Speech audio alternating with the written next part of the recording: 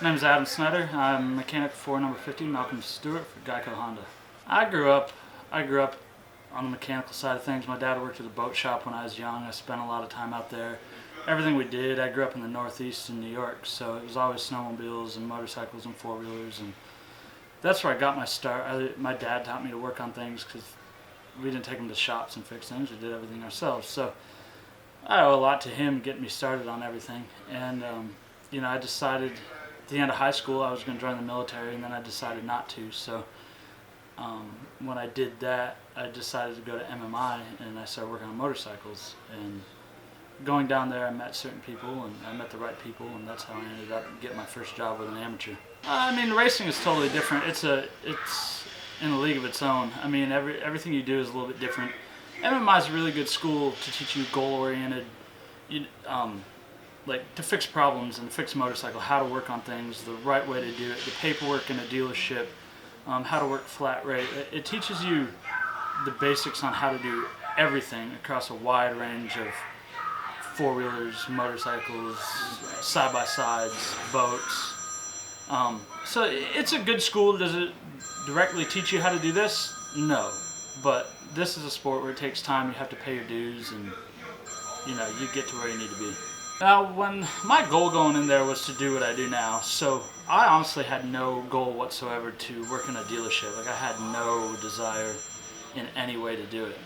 And I met a guy down there that was working for Adam Cianciarillo at the time. He was a practice bike guy on 60s and 80s. And I was graduating school, and I'm like, man, I want to do that. And it was funny because he always told me, no, you don't want to do it. Like, you're crazy. And I told him I did, and he ended up getting me a contact. It was Todd Freeberg at the time, Zach Freeberg's dad. And he was looking for a mechanic for Dalton Myers. So I drove down to Tampa, met with those guys, and I ended up getting a job right out of school. I kind of just lucked out. Timing was right, met the right people. And I started working with Dalton, and I worked with him for three and a half years, I think. And before I ended up going to Ohio. And then I worked for another privateer on the pro side up there. I worked for Sean Wright for 4 years. Well, when I started working for Sean, I met all the guys at Factory Connection. And not all of them, but I met Ziggy, and I met a bunch of suspension guys. And it was one of those things I probably tried for 3-4 years. I put my name in, and I just kept working, and I kept sending a resume over every 6 months. I knew the season that they may or may not be looking for mechanics, and I sent a resume over, and at one point I was over it. I'm like, I'm done. I'm tired of the privateer thing. I'm tired of working and not really getting much back out of it and not going where I wanted to go. So I went and got a job at a paper mill. I was done. I was working there. And when I interviewed for that job, it was funny because the guy asked me, he's like, well, why would I hire you for this job? You've been doing what you're doing. You have been going to supercross races and motocross races. You're always outside. You travel. He's like, why would you want this job? And I'm like, I just want a job that I can go to, get a paycheck, pay my bills, and go home. And I'm over it. And he's like, well, what makes me think 6 months from now that you're not going to jump ship and go back? And I'm like, the only way I would ever go back to doing what I'm doing is if somebody like GEICO Honda called me and said they needed a mechanic. And I said, in that case, I'm out. And about 4 or 5 months later, GEICO Honda called me, and they're like, if you want to come out, fly out for an interview. So I did, and it ended up working out. They called me up. I packed up all my stuff, and I moved to California. How best was the paper mill? The guy actually came to me. He's like, I knew this was going to happen. He was pretty upset about it. He was pretty pissed. But I told him, like, what would you do? Like, you got the opportunity to do what you want to do with your life, or you sit here at a paper mill and do this. I said, what would you do? He's like, nah, I'd go. Yeah. And I'm like, I told you in the interview there's only one way I'd leave.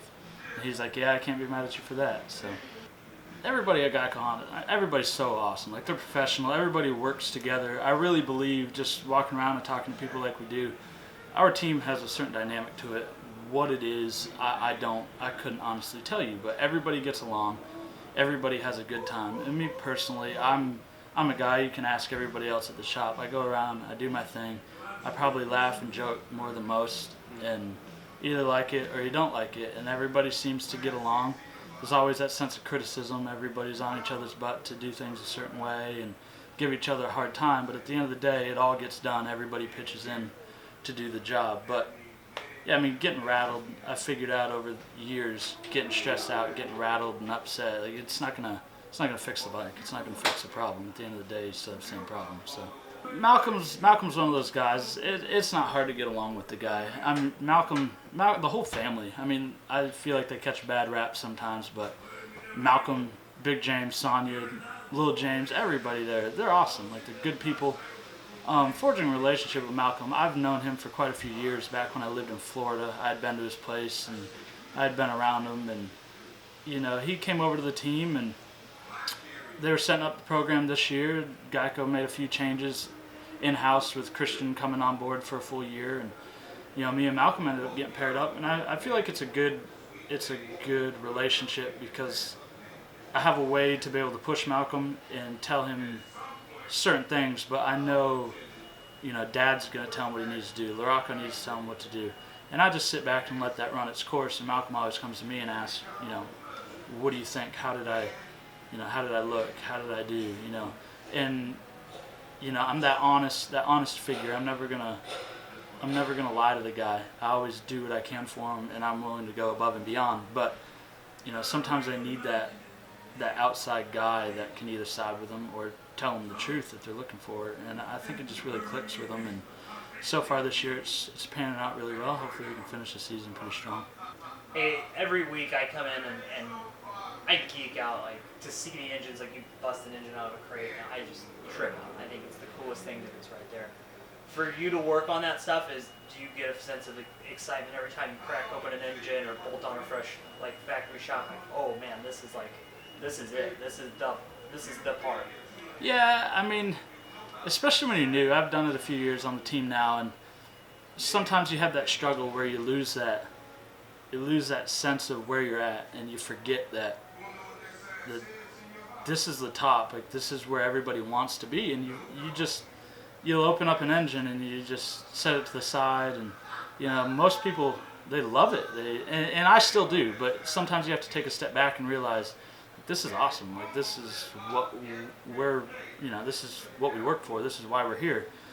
And, you know, I still get, you know, sometimes I'll uncrate stuff and look at them, and you see a new engine, you're like, oh, this is a brand new one. Or you'll see one that, oh, this has a race on it or something. And you know, you get excited when you see a brand new one. And, yeah, it's everything. You take pride in your bike when you build your bike, and you look at it and you're like, that was a sick build. It came out good this week. And then there's other ones that you build on the road and you're like, nah, I'm not real pumped on it, but next time you get it. But yeah, everybody has their things. But yeah, I still love it. Like, I still see the bikes at the end. Same bike from the beginning of the year to now, and you'll still take a picture of it. It looked the same last week. It looked the same the week before.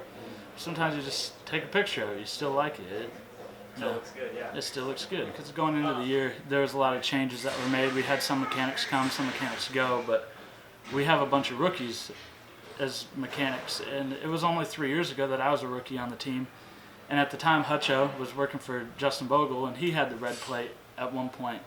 And it's like, you know, one day I want to put the red number plate on it. I want to win a championship. I believe that's everybody's goal here. If it's not, I don't know why you're here. But, you know, you put them on for the first time, and, you know, Malcolm calls you up, and he's like, hey, can I get some for my house? And it's not a request you get very often, where you can't tell the guy no, so you do up some plates for him, and you send him to his house. But, you know, when you put it on the bike and you see the bike, and it's just, even though we haven't won a championship, it could still go either way. Hopefully it pans out, but you still look at it and you appreciate the accomplishment and where you are, even though it's not complete. Hopefully in a few weeks it will be, but yeah, it's awesome. My advice, if it is something you want to do, you really have to love it. I mean, nobody's getting rich. I mean, we all do it because we enjoy it, and the teams take care of us. I mean, this team is awesome. The people are awesome. But you really have to love it. And through all the years that I've done this, I've seen a lot of mechanics come and go, whether they're working for a privateer or even on the factory side of it. You see some guys come in and they'll go to another team, and before you know it, you don't even know where they went anymore. But you're going to lose more than you win. And that's unfortunately the way it works. I mean, you're never going to win them all. And the bad races are the ones where you have to take something from it and keep moving forward. Because if you quit every time you lost, nobody here would be working. There would be no one. So my advice is just work hard.